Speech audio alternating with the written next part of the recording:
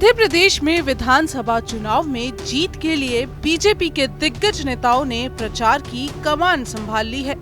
चुनाव प्रचार में लंकापति रावण की बहन शूर्पणखा की एंट्री हो गई है।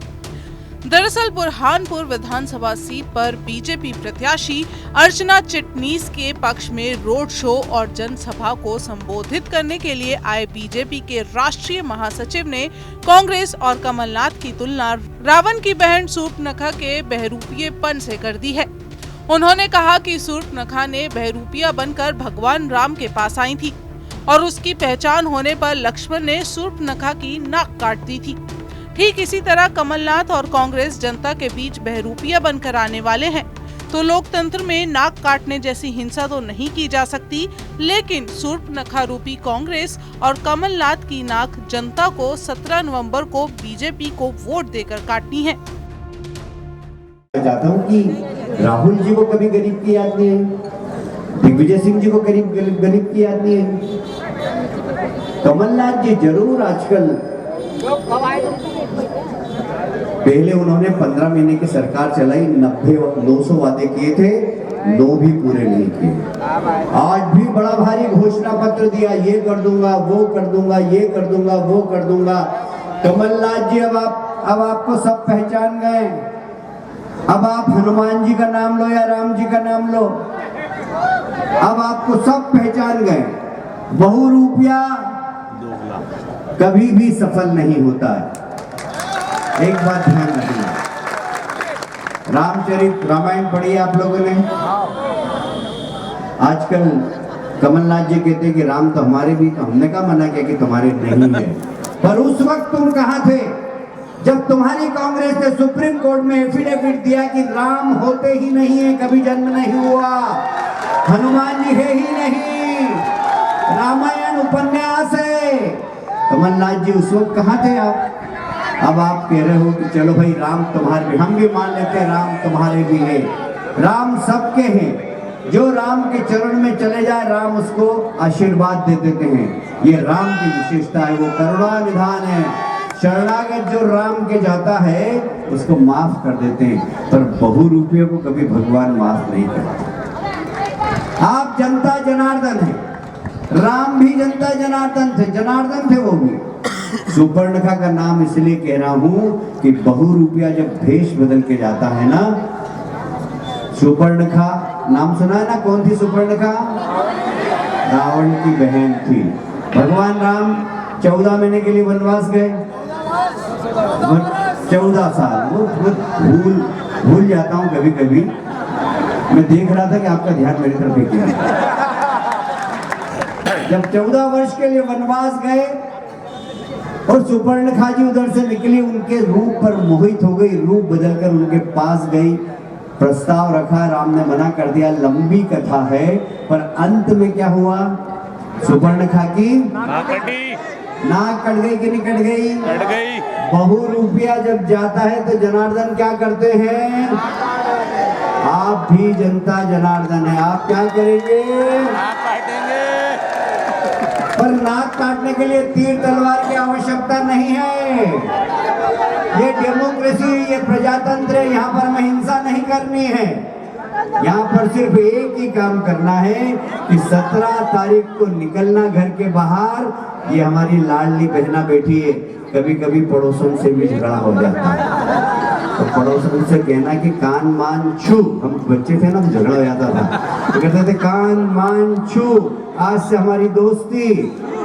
और साथ में लेके जाना अपने पड़ोसन को और सबको समझाना कि ये लाडली लक्ष्मी योजना है ना, इसमें अभी 1250 मिल रहे हैं, आगे 3000 मिलेंगे। ये तब मिलेंगे कि भारतीय जनता पार्टी की सरकार बनेगी। गलती से भी यदि कांग्रेस को वोट दे दिया या किसी अन्य पार्टी को वोट दिया तो अपने बटुए में जो 1250 आ रहे हैं मिलना बंद हो जाएगा। कैलाश विजयवर्गीय ने जनसभा में पूर्व मंत्री और बुरहानपुर से बीजेपी प्रत्याशी अर्चना चिटनीस की तुलना देवी अहिल्याबाई, रानी लक्ष्मीबाई और रानी दुर्गावती से करते हुए कहा कि हमने वीरांगनाओं का नाम सुना और देखा नहीं। लेकिन अर्चना चिटनीस वदारा विपरीत परिस्थितियों में काम करने पर हम लोगों को लगता है कि हमने साक्षात इन वीरांगनाओं को देख लिया है। सच कहता हूँ, बहुत भावुक हो रहा है। हमने देवी अहिल्याबाई का नाम सुना है, हमने रानी दुर्गावती का नाम सुना है, हमने झांसी की रानी का नाम सुना है, पर देखा नहीं। सच में अर्चना जी, जब आप भाषण दे रही थी, विपरीत परिस्थिति में कोई महिला किस प्रकार संघर्ष करके खड़ी होती है, इसका प्रतीक है अर्चना जी। मुझे लगता है कि झांसी की रानी दुर्गावती अहिल्याबाई ऐसी ही रही होगी शायद, जैसा आपका व्यक्तित्व है। मैं आपको प्रणाम करता हूँ, अभिनंदन करता हूँ, और मुझे गर्व है कि आप यहाँ की बेटी हैं, इंदौर की बहू है, और मैंने आपको छात्र राजनीति से देखा है।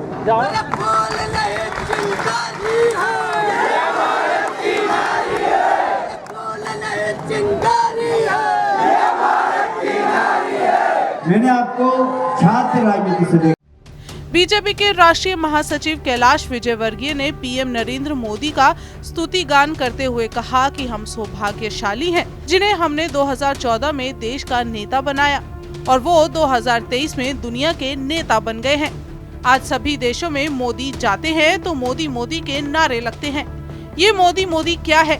ये 140 करोड़ भारतवासियों का दुनिया में एक मान है। हम सौभाग्यशाली हैं कि ऐसे युग में जी रहे हैं कि देश के प्रधानमंत्री नरेंद्र मोदी हैं। मुझे कहते हुए गर्व है कि एक ऐसा नेता जो 2014 में हमने जिनको देश का नेता बनाया था, आज 2023 में वो दुनिया का सबसे बड़ा नेता बन गया है। ये हम सब के लिए बहुत गर्व की।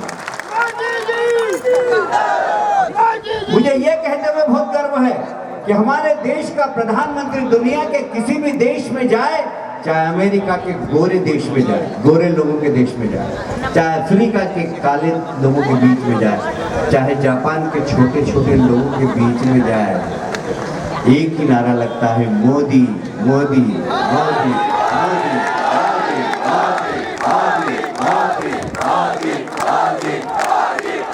ये मोदी मोदी क्या है? ये नरेंद्र दामोदर मोदी सिर्फ नहीं है, ये 140 करोड़ जनता का मान सम्मान बढ़ाने वाला नेता है नरेंद्र मोदी। ये हम सबके लिए गर्व की बात है। मित्रों, हमने बहुत लंबी यात्रा की है, जनसंघ से प्रारंभ की है। मुझे वीर सिंह हिंडौन जी की याद आ रही है। चुनाव समय में राम मंदिर मुद्दे को कैश करते हुए कैलाश विजयवर्गीय ने कहा, एक युग वो था जब हमारे पूर्वजों ने मंदिरों को टूटते हुए देखा, लेकिन हम सौभाग्यशाली हैं कि हम मोदी युग में जी रहे हैं, अपनी आंखों से राम मंदिर बनते देख रहे हैं। नरेंद्र मोदी जी के युग में हम जी रहे हैं। हमने जो जब कहा है किया है, हमने कभी दोहरा चरित्र नहीं दिखाया, कभी दोहरा चरित्र नहीं दिखाया। मैं देख रहा हूं हमारे बहुत सारे मुस्लिम भाई भी यहां पर बैठे हुए। मैं मुस्लिम भाइयों आपको भी प्रणाम करता हूं कि आप भारतीय जनता पार्टी के साथ इस समय,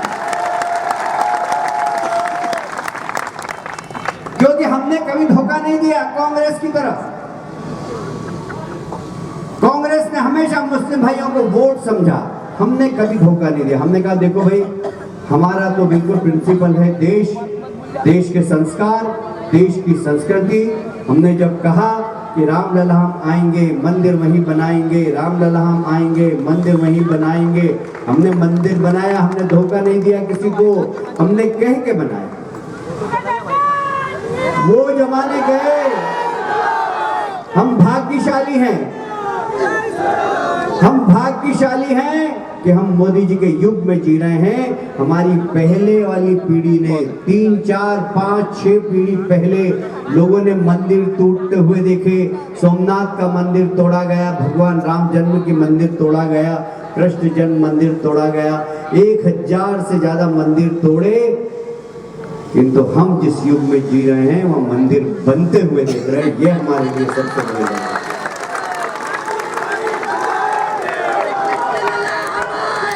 मुझे कहते हुए बहुत गर्व है कि हम जहां धर्म, संस्कार और संस्कृति की बात करते हैं वहीं हम गरीब कल्याण की बात भी करते हैं। मैं आपसे पूछना चाहता हूं, हमारे देश के प्रधानमंत्री जब छोटे थे, जब क्या करते थे? जैसे जैसे मतदान की तारीख नजदीक आ रही है, वैसे वैसे चुनाव प्रचार में भी तेजी आती रही है। प्रचार के जोश में नेताओं को अपनी जुबान पर काबू रखने में काफी परेशानी हो रही है। एक दूसरे प्रतिद्वंदी के खिलाफ हर तरह के बयान देकर नेता अपने आप को मजबूत दिखाने की कोशिश कर रहे हैं। अब नेताओं की ये कोशिश कितनी सफल होती है, इसका पता तो 3 दिसंबर को चलेगा।